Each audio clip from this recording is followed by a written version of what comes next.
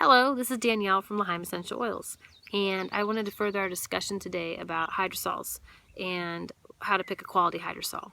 There are a few things that are very important to us here at L'Haim when we are selecting a hydrosol, and to the farmers and distillers who grow and distill our hydrosols. Currently, we are not distilling our own, but hope to in the future.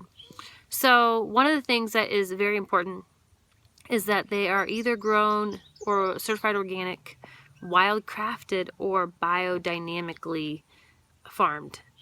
And that's important to us because they're chemical free, and when it's wild crafted or biodynamically grown, the farmers are usually just very in touch with the plants themselves and hand picking them, and there's just a different, for lack of a better way to say, energy connection that they have with those plants, which we think results in a better hydrosol. So that's one thing that's very important to us.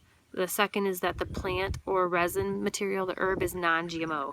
So that would be something that we are all committed to, is a non-GMO.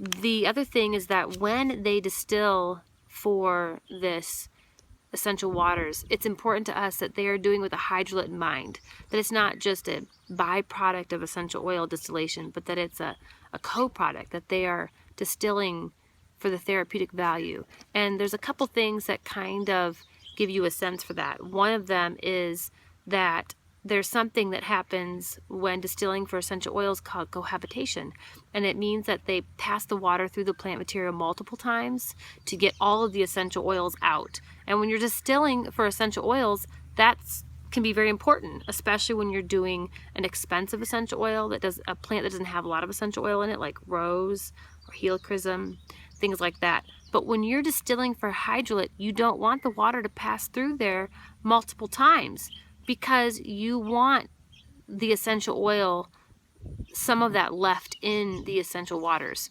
And so when you pass through only one time, some 3 to 5% of that essential oil is left in the waters. So that's really important.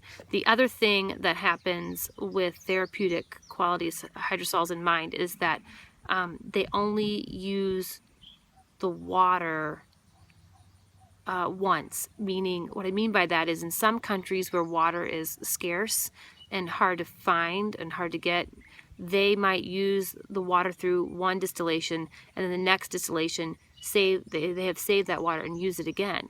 And that's because they're conserving water, which is a very amiable practice. So, but when you're doing a hydrolate, you don't want to have that water pass through from one distillation to a next. So another thing that's really important is that the hydrolates are stored properly and transported properly. And there's a couple things about that: is storage, temperature, plus being able to have them in glass where you can see if they've been contaminated. The hydrolates don't last as long as essential oils, usually a shelf life of between 1 and 3 years. And so you've got to be able to check the pH and be able to keep an eye on them. So that's really important. And then just transporting, either mostly they're transported in glass, sometimes plastic if it's put in right before they're transported, and then taken out right after they're transported. So that's really important. So we are excited that you are interested in learning more about hydrolates, and in the upcoming posts we hope to tell you some more about each of the hydrolates that we are carrying. Thanks. Bye.